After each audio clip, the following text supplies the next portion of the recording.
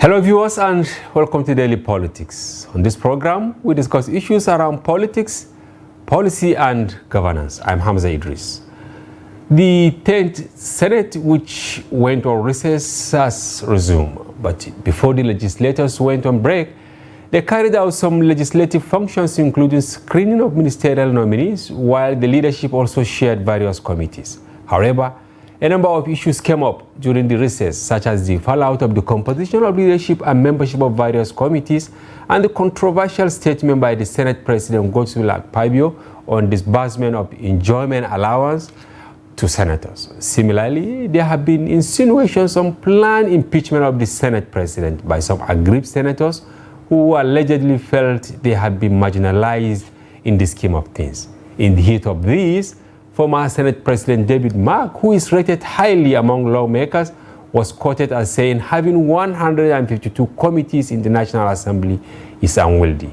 With all this, there are many questions in the lips of those interested in happenings in the National Assembly. Can the impeachment moves by the aggrieved senators who are said to have started collecting the needed signatures succeed? Who are those behind the move to remove the Senate President?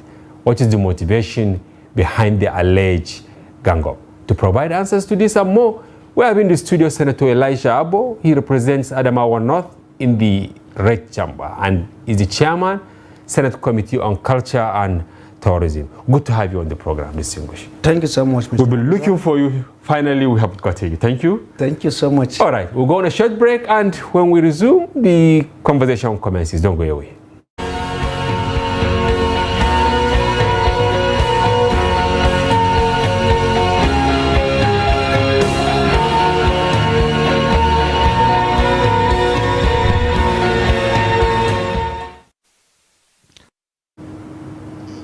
Once again, Senator, welcome to our studio. Thank you. Many Nigerians are really surprised that it took the Senate this long to resume. What happens? Almost 2 months, right? Yes.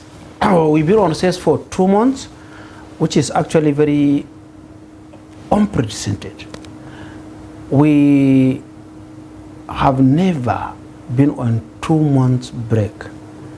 If for nothing, I have been in the Senate for 5 years now. The entire 9th Senate, the longest recess that we went on was 4 weeks. And going now for 8 weeks plus, I think it is not something that ever happened before. I don't know the reason why. And considering the fact that we are just inaugurated, we are inaugurated 13th of June. And by August, we after the inauguration, actually we went on a short-term break. And after coming back again, we went on that break for 2 months. The longest that I felt or I thought we will be on break was just 30 days. Then what is the problem? Why is the problem? I don't know the problem. Honestly, I don't know the problem. Because a civil servant or a public servant won for a 2-month break, I felt it's not so nice. We have so many things to do. This regime have to settle down. The National Assembly, this 10th Senate ought to have legislative agenda for the 10th Senate, which I have not seen.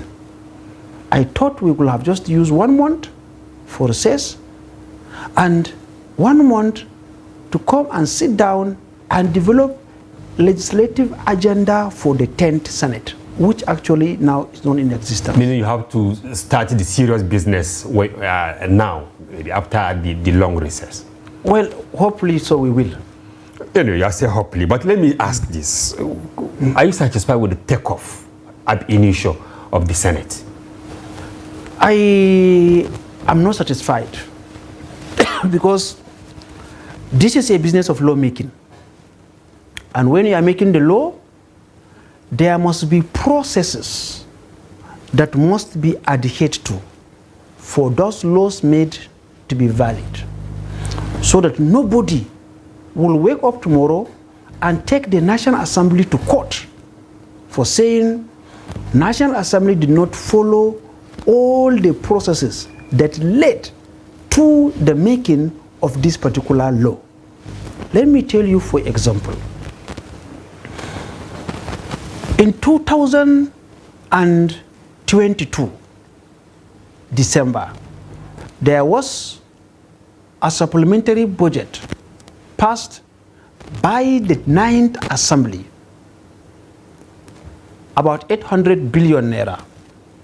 The purpose for that supplementary budget was to take care of Nigerian roads, bridges, and of course, Nigerian citizens that were displaced by the serious flooding of 2022 wet season. Our roads were washed off, bridges blown off, culverts washed away, and farms were being submerged by water. So we knew for sure that there will be hunger. We now budgeted 800 billion naira as supplementary budget to take care of these problems. However, when this regime came in, they felt that was not a priority. They now sent for the amendment of the supplementary budget. And when the amendment came, by the provision of our order paper, of the Senate Standing Order, the amendment could have been referred to the appropriate committee. In the case of last time, Committee on Works, Agriculture, Farmer, Appropriation, Finance, and other select committees have to come and sit down and look at that budget. The amendment was sent by the executive. They were supposed to look at it. And they didn't. They didn't. Wow. I will plead with you to hold your breath for a moment. Yes. And we will be back shortly. Yes, viewers, don't go away.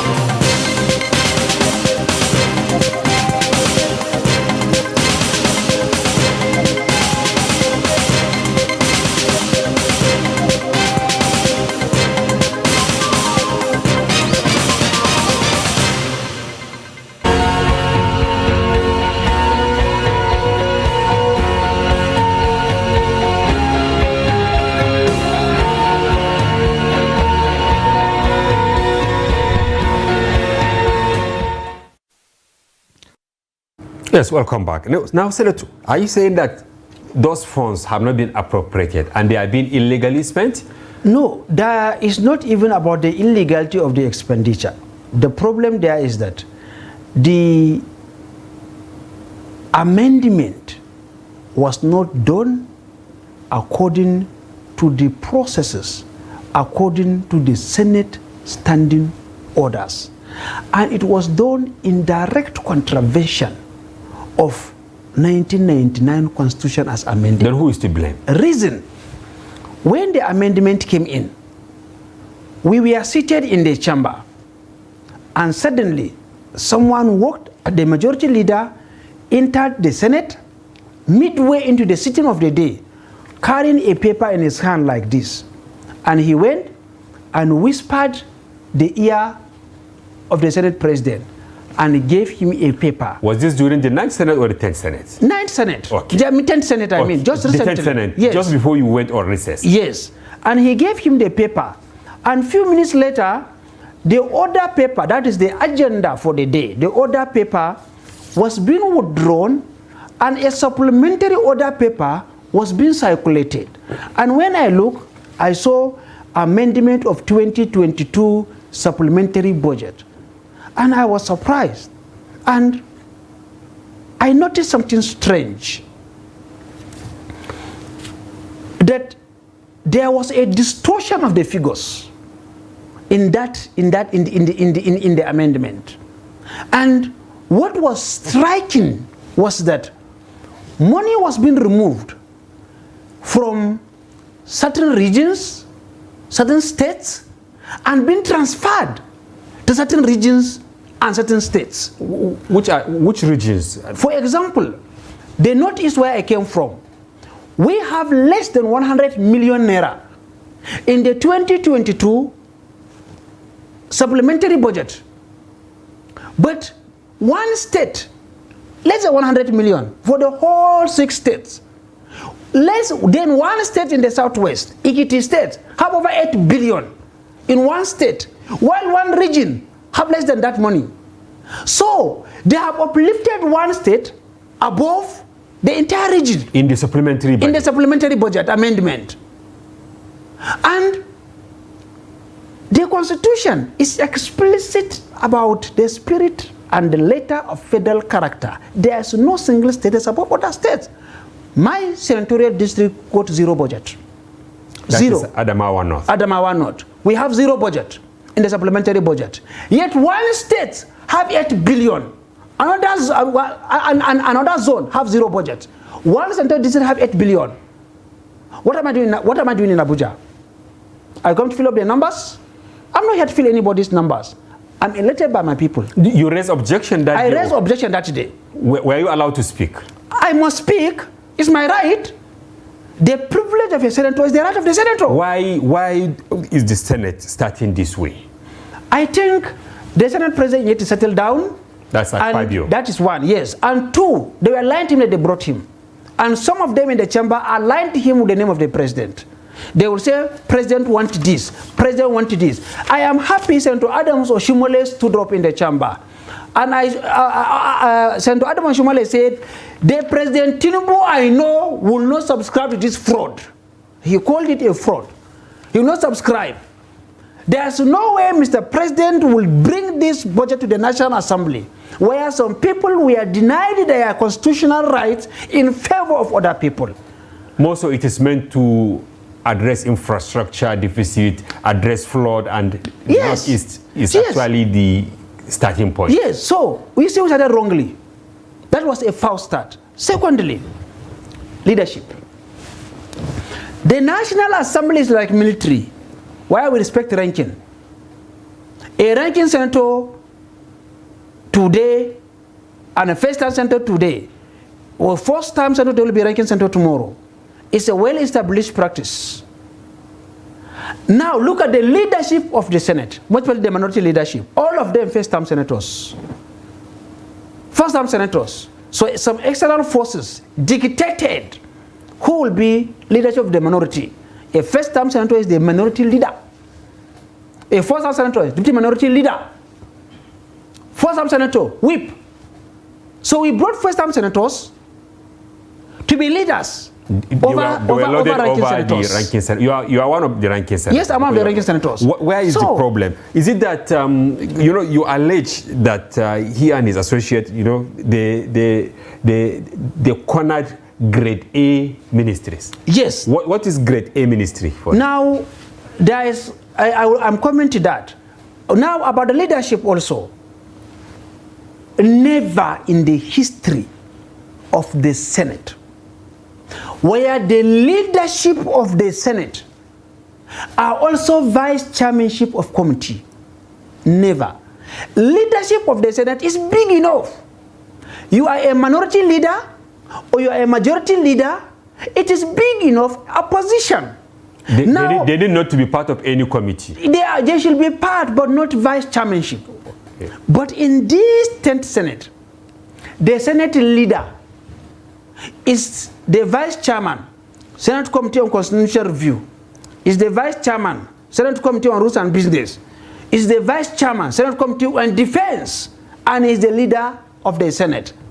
By protocol, the leader of the Senate is the number 7 citizen of Nigeria by protocol of government. So by protocol you are number 7. It is a big position. Maybe some don't know what they have. They don't know what they have. That's why they are looking to be vice chairmanship of other positions. So, how can a leader of the Senate, whip of the Senate, be vice chairman of other committees? What would be left for other senators? Nothing. You are a leader and a vice chairman of a grade A committee.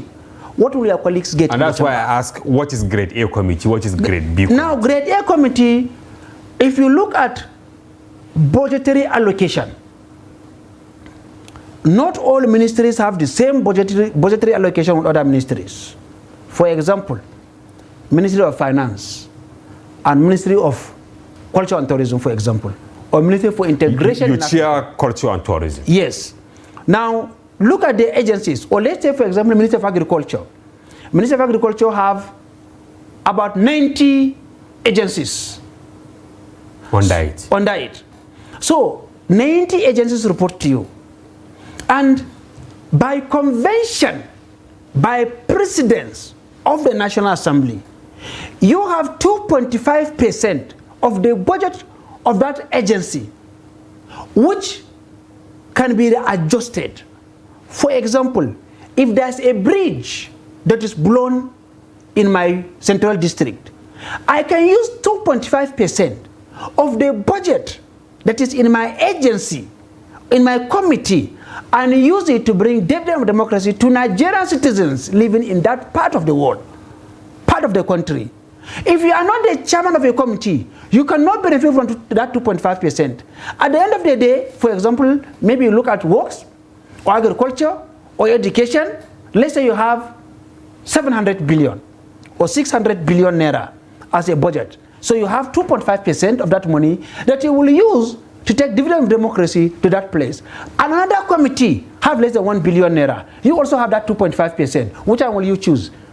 The categorization is clear. It's the volume of the money or the budgetary allocations that is put that committee that determine whether you're category A or category D. Now, when Senator Akpabio won election, we wanted a united Senate. Nobody benefit from fighting. I believe strongly in my heart it will mean well for Nigerians. And we needed a united Senate. And that was why we brought Senator Abdulaziz Yari. And he stood up in the chamber. I say elections, politics is over. It's now time for governance. Distinguished Senator Akpabio, I will support you. I was the de facto DG campaign of that committee, Senator Yari's campaign organization. Because I know you are the one who also proposed that he should vie for the Senate presidency. Yes. And that is why I'm trying to see whether you are angry because your candidate did not get the Senate presidency. No, I'm a politician. I'm a politician. In politics, you win or you lose. You can't win all the time. You cannot win all the time. So when Abdulaziz Yari was defeated, yes, you, him, and others accepted the defeat. We openly, even know when we knew that a lot of bad things happened in that election. A lot of bad things. Like what? Like ballot papers being serialized. With your names? No, with a barcode. Meaning that they will know who... They know who voted for who, so they use it to intimidation, to security agents, and the rest of it. You see, Nigerians have this military mentality hangover. They are yet to accept democracy as a form of government. We have dwelled for so long under a military regime that yes, the police, the army, and the rest of him, they are still yet to accept that we are under civilian dispensation. And Nigerians are yet to understand that this is civilian dispensation, where you can act like Democrats. I think so there was no Nigerians democracy in the election of the leadership of the National Assembly. I mean the Senate. There was no true democracy in the process. No, there was a lot of infringement. A lot. Were you aware ahead of the election? No, it was during the election that we knew. And we gathered evidence. Were you intimidated? Nobody can intimidate me. I mean as a person, nobody can intimidate me. What will you do to me? It's not take me to prison. Mandela was in prison. Obasanjo was in prison. Nobody can intimidate me in this life. Nobody. Now, are you satisfied with the committee given to you, Culture and Tourism? I am satisfied with serving in any committee as a Nigerian citizen. If you give me a committee on anything, it's about service. Because if it's not being given to me, it will be given to another senator. And he's also a senator like me. I am satisfied. But I read it somewhere where you allege that the Juicy Committee or Grade A Committee were given to, you know, those who supported. I want you to look at this. Yes. This is the list of our committee. Okay, maybe a summary of it. Now look at this. Now, from number 1 here, you see all this red that I'm showing you? Yeah. From number 1 here to number 39, grade 1, grade A committees, from number 1 to number 39. You see, they are all in red? Yeah. These are Akpabio people. Yeah. You see? From number 1 to number 39. I can see finance, police affairs, tertiary institutions, health, army, works, agriculture, agric institutions, interior, power, defense, air force, Navy, Niger Delta, aviation, and so on. FEMA, you know, foreign affairs, national security, water resources. Everything here being given to Akpabio's people. Now, look at the vice chairmanship. This line here, this one, this side, they are the vice chairmanship. From number 1 to number 39, only 12 were given to people who voted for Yari. From number 1 to number 39, only 2 were given to Senator Yari's people. Now I want you to ask, you are not the first Senate president. Ahmed Lawan was just there yesterday. I didn't vote for Ahmed Lawan. During his time? During his time. I have my own views. I have my own right to vote and be voted for. But you used him as an example in one of your interviews, stating he was better, right? When he came in, he knew that he wanted a united Senate. And he called all of us for a meeting. He said, distinguished colleagues, yes, you didn't vote for me. I am your colleague. I want a united Senate, and I'll carry everybody along. And he mixed everything. Whether you voted for him or not, he tried to bring the people who voted for him close. But when he came for committee distribution, he took a particular percentage and he gave it out to the people who didn't vote for him. He gave them? He gave them. And that's why the Senate was united. But when it comes to this Senator Akpabio, what he did was that he took all the committees and give it to the people who voted for him and threw all of us away. You know, they always say, you will have your way, but you will have our say. And that's why you are not scared speaking out. Why should I be scared? It's a truth, it's a fact. And look at this distribution. This is a distribution. This is by this is by Central District. If you look at this by Central District, this you can see bar charts here. Yes. By Central District. It was one-sided. The real category A committees are at 1. The graded A went about 40. But the real category A is 31. Out of the 31 category A committees, he took 10 to Southwest. Took only 2 to Northeast. Just 2 to Northeast? Just 2 to Northeast. 10 to Southwest, which is the region of the president. The president. He took 10 there. And vice chairmanship of category A2, he took 9 to Southwest. What about South-South, where he comes from? South-South, he gave them 6. And he took 10 to Southwest. Northwest have only 3. Northeast have only 2. So what are you planning to do now with this configuration? We are meeting.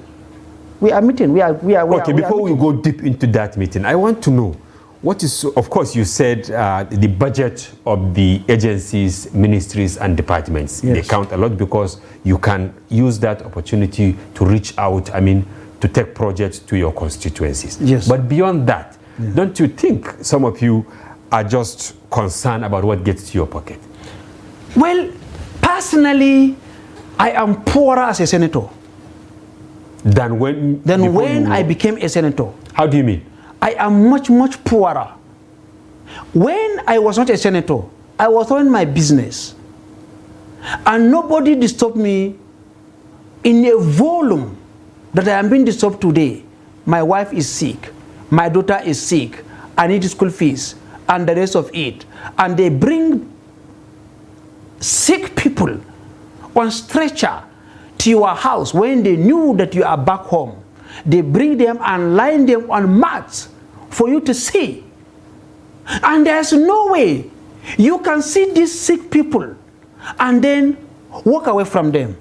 There's an incident where I paid 12 million naira for medical treatment of one person. In your constituency? In my constituency. Not even in my constituency. They brought him all the way from Ganye, from southern zone. I'm in the northern zone. It's not even my constituent.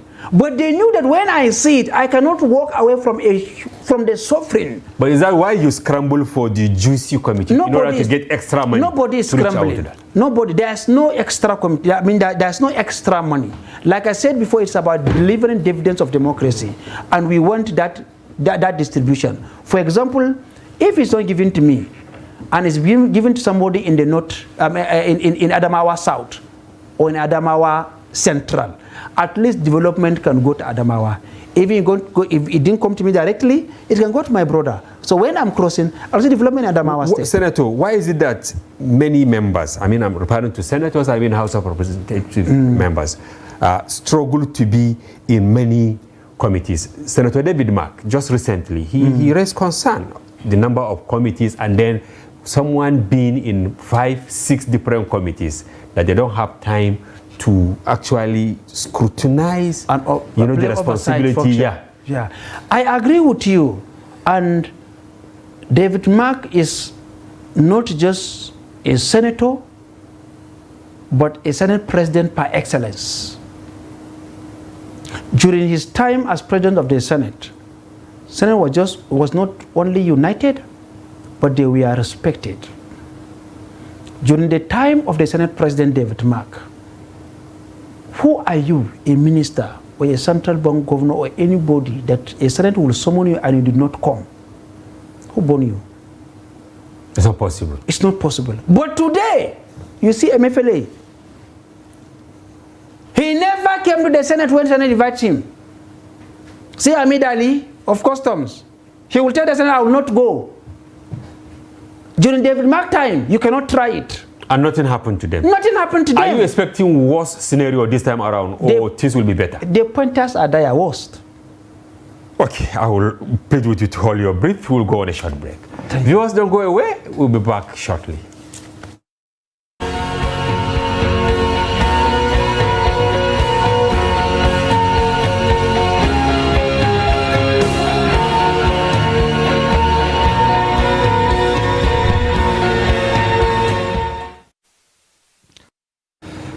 Welcome back. If you are just joining, you are watching Daily Politics on Trust TV. Do well to follow the conversation across our social platforms on Facebook, Instagram, and watch us live on YouTube.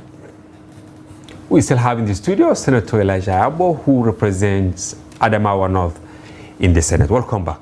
Thank you. You said Nigerians should expect worse. Is that why some of you are planning to remove the Senate President?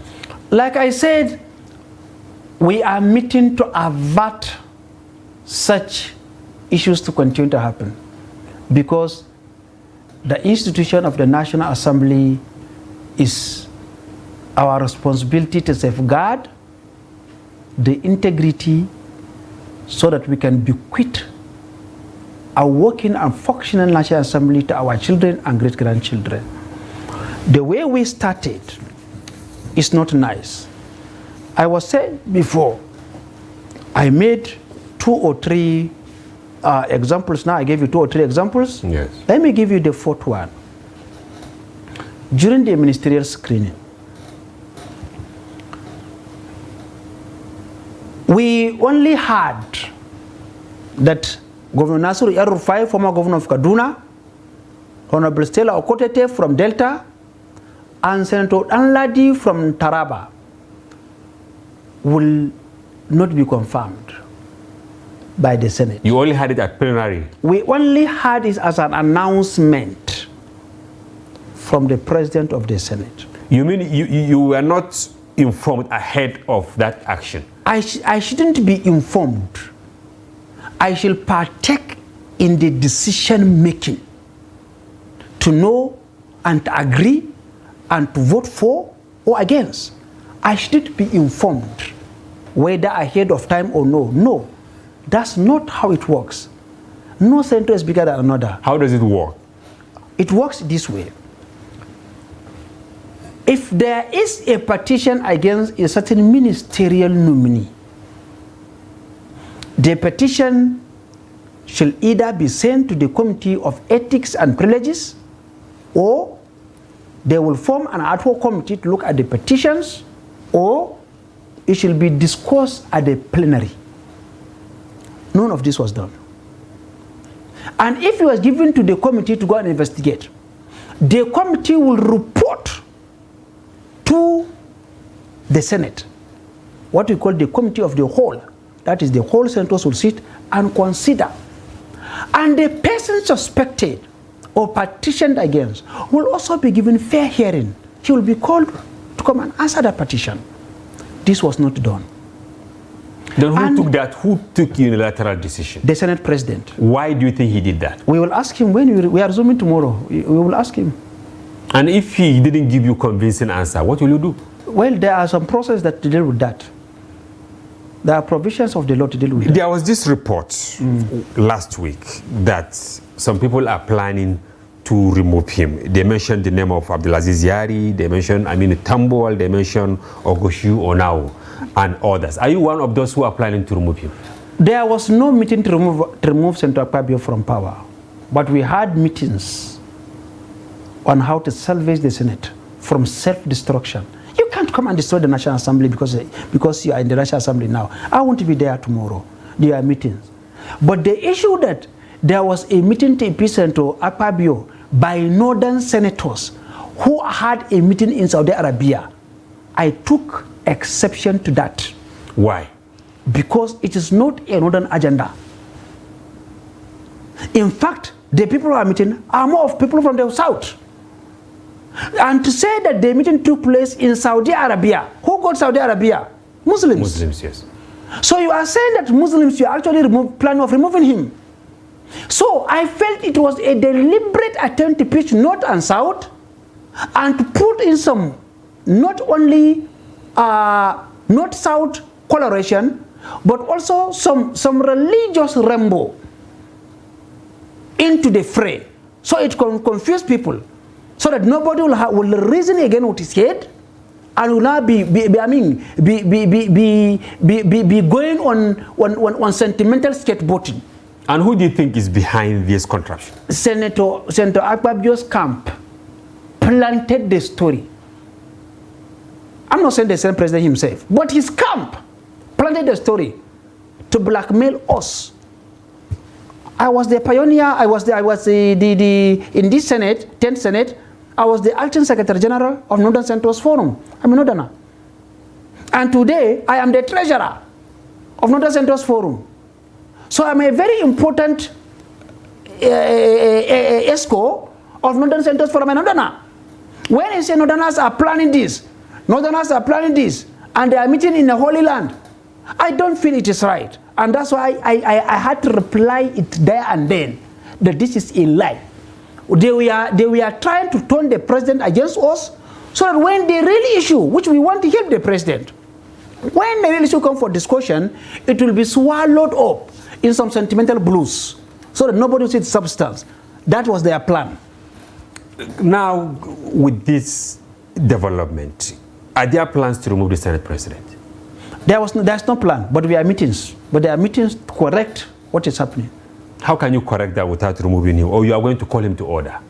Well, I cannot discuss the ongoing plans now on television. I'm sorry to say that. You don't discuss strategy on television. So that it will not go public. Yes, but there's a meeting, and I am very, very sure that these things will change. The people who subscribe to this are over 56 now. Not even impeachment. You had a lot of turbulence ahead of your election. Number one, you rejected Muslim ticket for the presidency. Yes. But now, less than 3 months, some Muslim groups are accusing President Tinubu of favoring Christians, favoring the South, like Murik, among others. Yes. Don't you think that you have been proven wrong for your stand at initial of not supporting Muslim ticket? Well, let me say this sincerely and openly.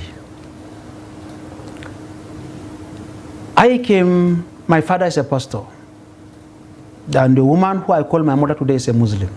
Your mom? Yes. At present? At present, is a Muslim. I have strong love for Islam as a religion. And I have deep conviction that it came from God.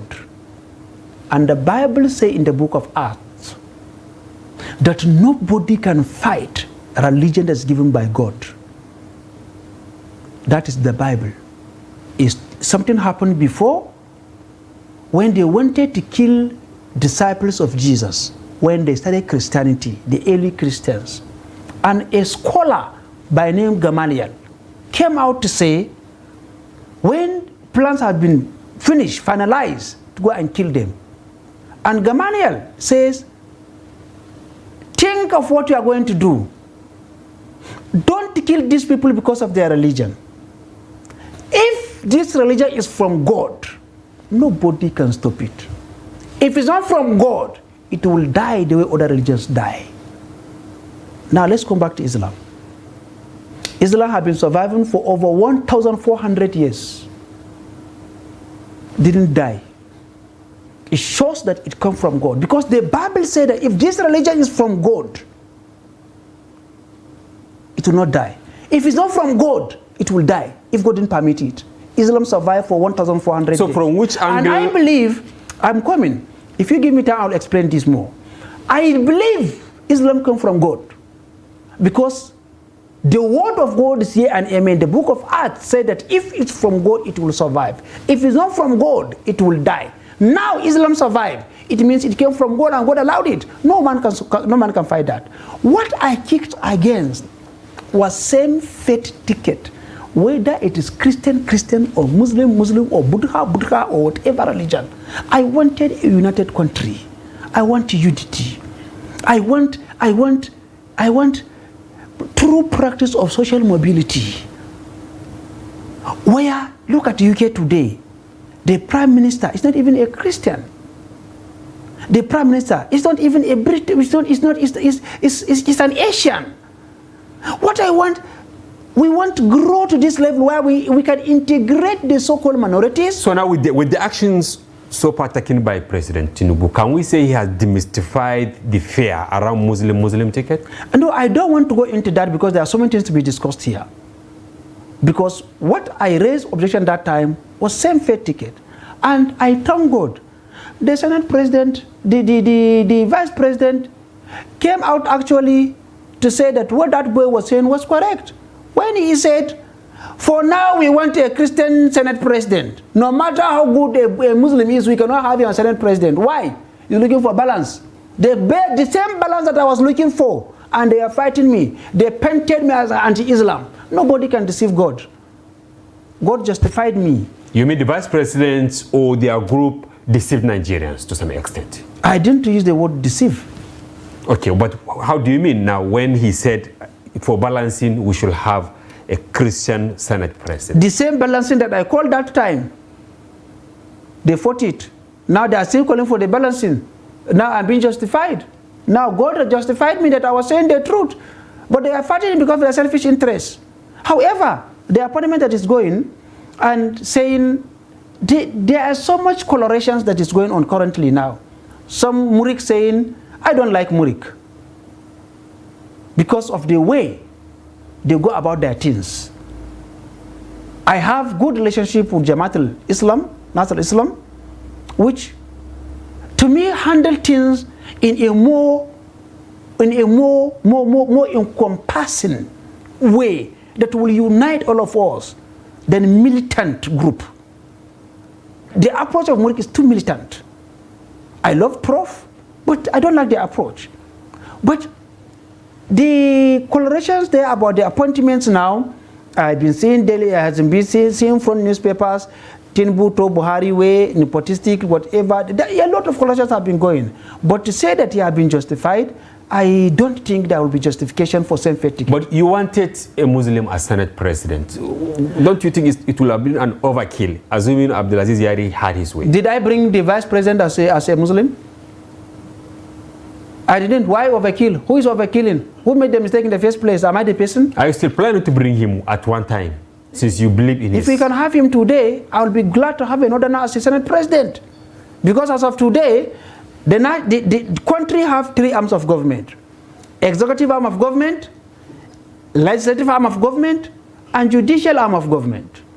The head of the executive arm of government is the president, who is today from the southwest. And the head of the judiciary is Chief Justice of Nigeria, who is also from the southwest, from the southern part of the country. And the head of the National Assembly, who is the chairman of the National Assembly, is Senator Akpabio, who is also from the south-south, also from the south. Now the north is empty. Is that I wanted a balance. I was not looking at who is a Christian, who is a Muslim. So I wanted a balance. You believe that the north is just changed in the scheme of things now? Very, very so changed. But you have the Vice President. Vice President is a spare tire, and Tinubu said it. Tinubu said it when he called the members of the National Assembly. Do you need a spare tire when your car is moving? Will you prefer to be a senator than to be Vice President, for instance? You. Well, like I said before, when you ask me about whether I'm satisfied with the committee where I am, it's about service. I can be a councillor. If you make me a councillor, it was really tough. You had to go to Supreme Court before you safeguarded your ticket to come back for the second term in the Senate. What really happened? Is it because of your alignment or your rejection to the Muslim ticket? Yes, it is because of it. Who fought you? And that's why I was persecuted. Who persecuted you? The party. Everybody persecuted me. And what was your saving grace? The people. How? The power of the people. I told you before, it is time for us to get rid of military hangover, where we think government is alpha and omega. No, the Constitution says power belongs to the people. Power belongs to the people. And when I was persecuted, I knew that if election take place 100 times, I will win 100 times. Go and check at the record. Go and check at the vote they got in Adamawa Northern Central District from 2019 till date. Nobody got my result, got my vote. Were you giving the people money? I don't even have the money to give. During the election, 2023, the party didn't give me money. They even refused to give me party agents, even tag of the party. They didn't give me. They would help money. They would help party agent. They didn't even call him for a meeting. My party took me to court. That my party expelled me from the party, even though it's a Jankara expulsion. They had to drag up to Supreme Court. Now they took me to court, and they got a judgment in the State High Court, supported by the governor. Who is in a different political party? Yes, and because I'm his enemy there. I'm the rival there. He wants to control everywhere. When I'm there, I'm the boss in Adamawa North. Is this an allegation that it's not an allegation, it's a fact. It's a fact. We are not fools. We are not fools. I'm not a child. I know what is happening. I don't want to listen to certain audio conversations, because I have reached a stage today in my life where I can keep secrets, certain classified things. I don't want to listen to certain things.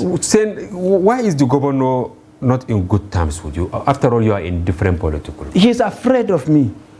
Are you going to, maybe you intended taking over his seat? It's not an intention. It's a public office. It's not my seat. It's not his seat. It's the seat of everybody in Adamawa State. Everybody can contest. You, if you are from Adamawa, him, anybody. It's the seat of everybody.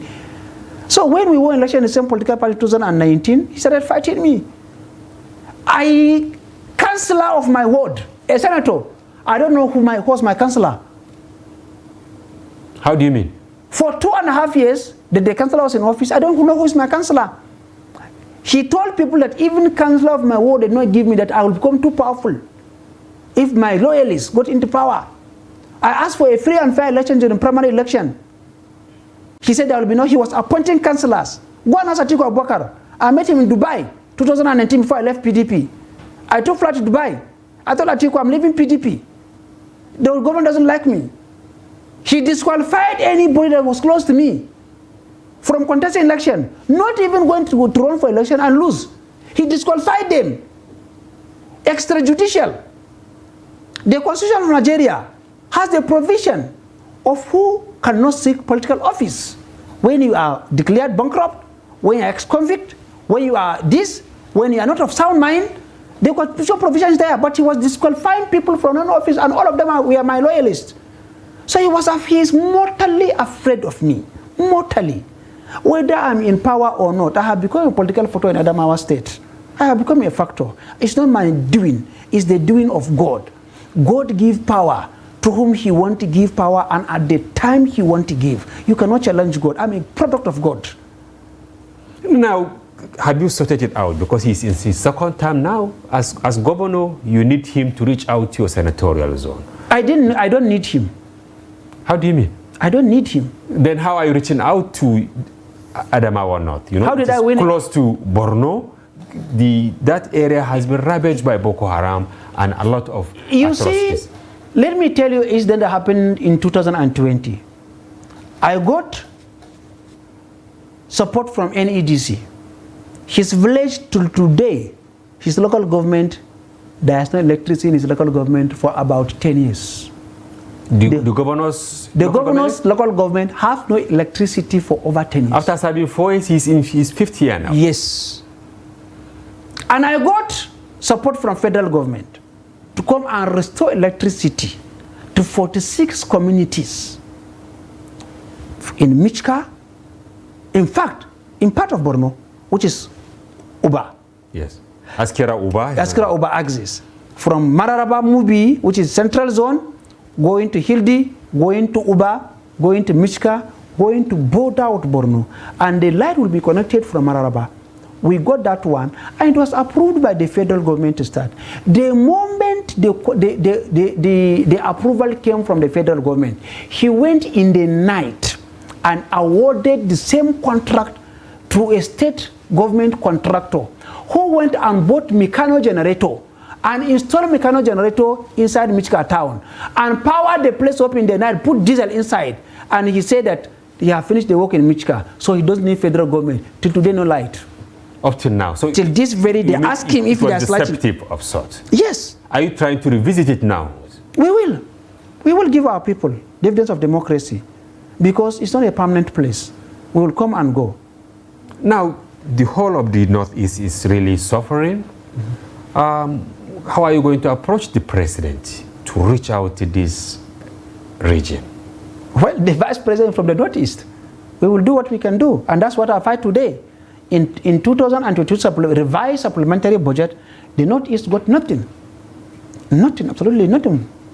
Okay, I have 2 quick questions, and I want you to answer with just yes or no, or whatever. Yes. Now, have you compiled the list for the impeachment of the Senate president, or there is nothing like that? We have told you before that meetings are ongoing, and as of present, nobody is saying about impeaching the president. We have a different plan.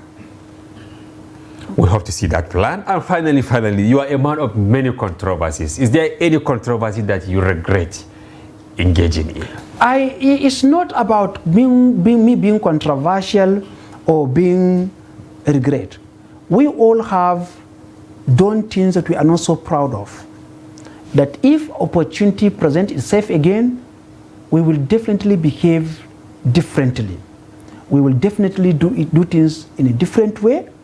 And in life, it's not that I don't have regrets, but I've said I have learned enough lessons that I have learned now to do things differently, and I have learned to look at things in a broader way.